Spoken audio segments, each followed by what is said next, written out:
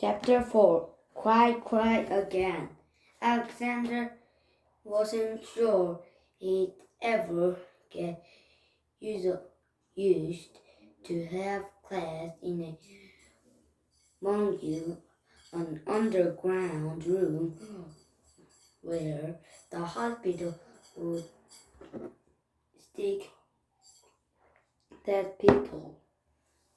But after several weeks of fighting monsters, a cold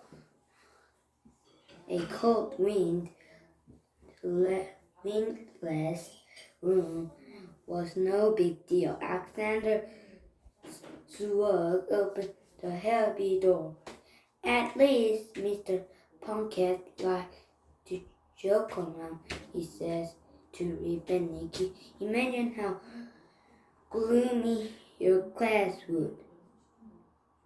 Ah! His teacher sat on his desk crying into his hand. Boo-hoo-hoo, said Mr. Pumpkin. Take a seat, Alexander. Alexander adjusted his goggles. Every student in the class was sobbing, excusing Rip and Nicky. Are you guys okay? Asked Alexander. He sniffed the air. And hey, what's that smell? Just sit down, Winnie, Nicky said between sobs, but stumbled to his seat. Alexander followed Nicky to their table. She wept like a baby. Why are they all crying? He thought. There must be a monster behind us. He opened the notebook to a page speckled with old tear stain.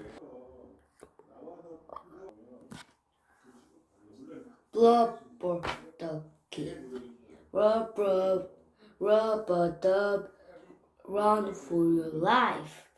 Habits, hot steamy bath diet, muddy kid. Squeak! The bubble ducky's song made kids cry. Behavior, bubble or ducky float along. Regular bath toy waiting to be squeezed. Warning, don't squeeze them unless you're ready to become dog chew. To survive, never take a bath. Alexander closed the notebook. Well, Bubble or Ducky aren't making us cry, he said to Nicky. They only hang out when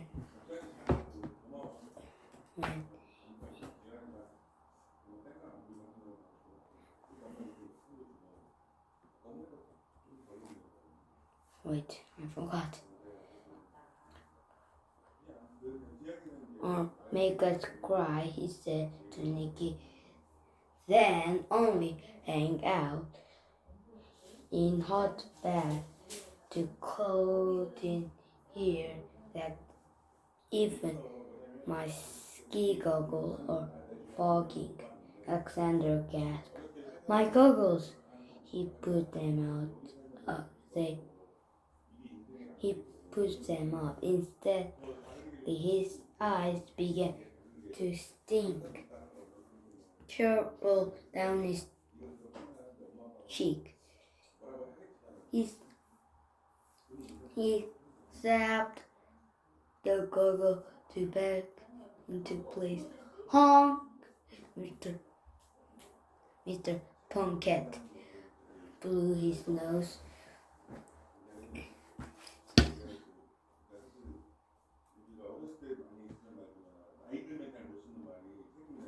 since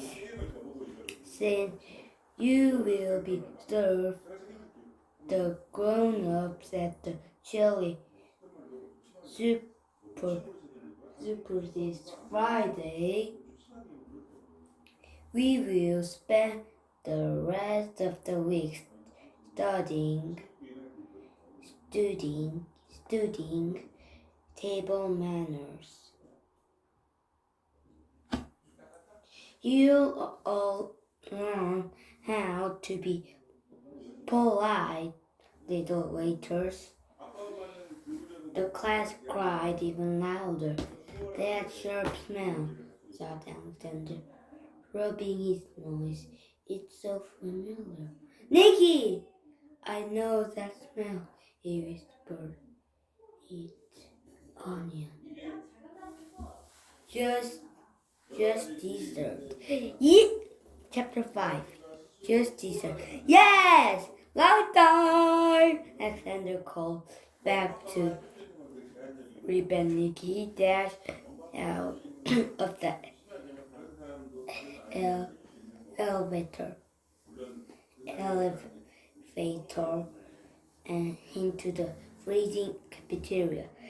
Rip dabbled his eyes with his panda mitten. What to rush, Salamander. There'll just be something yucky on the food menu. I came prepared, said Alexander, jiggling his lunchbox. Good thinking, and Nicky. They stepped up to the menu. Oh, sorry, guys, said Alexander. I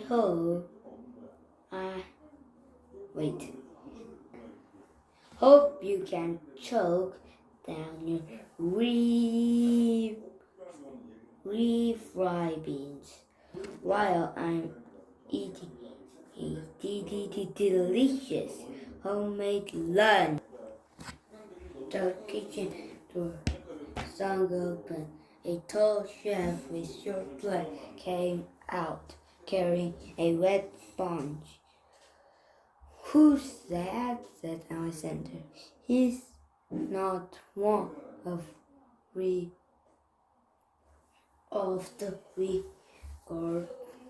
regular something cooks. How can you tell when he all bundled up? Said Nicky. Alexander shrugged. The chef wiped the menu clean. Then he wrote, Menu Sunday bowl. Alexander's jaw dropped. Sure enough, there was several buckets of ice cream and dozens of topping beneath of a size. That say, serve yourself. Yes, said Rip. He gave Nicky 10 high 10. Find us a table, Salamander. Nicky and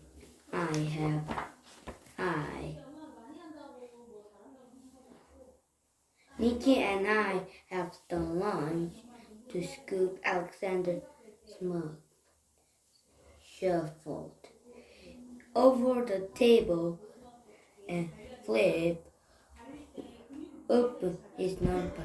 Hey out, Mr. Bonbon said. Have a healthy lunch. XOXO, Dad.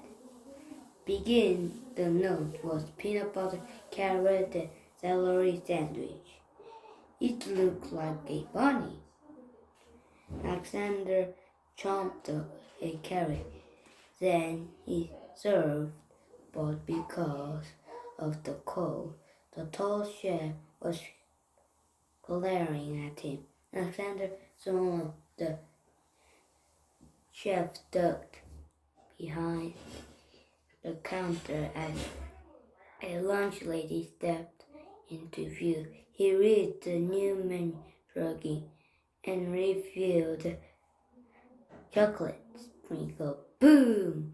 The table shook as the rib slammed down the mountain of ice cream. Rip held his spoon high. Never again, he said.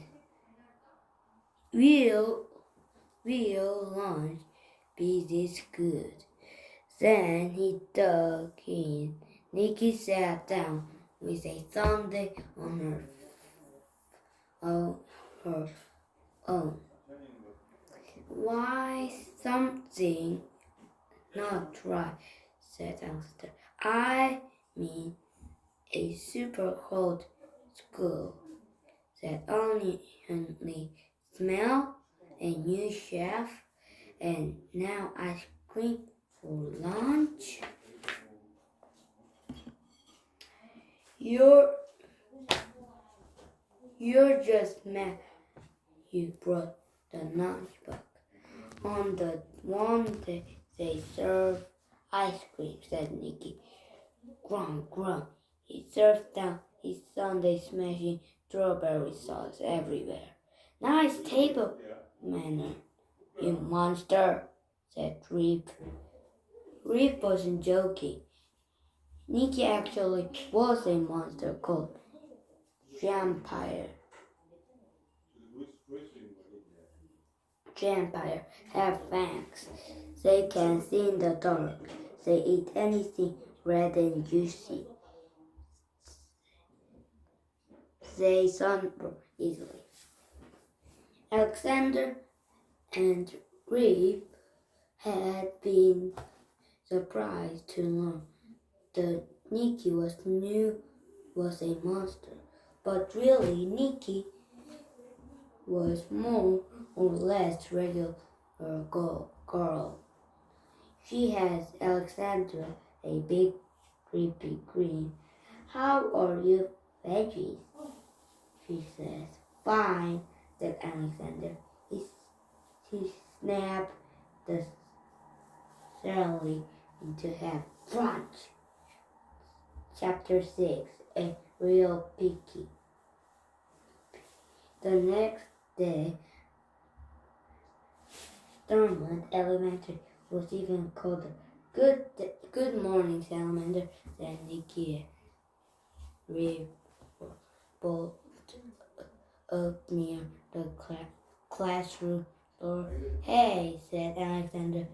The onion smell had faded, but he snapped his goggles out into place, just in case. Ah, said Rip, rubbing his tummy. I overdid it yesterday with the ice cream. Next time I'll stop at 11 scoop.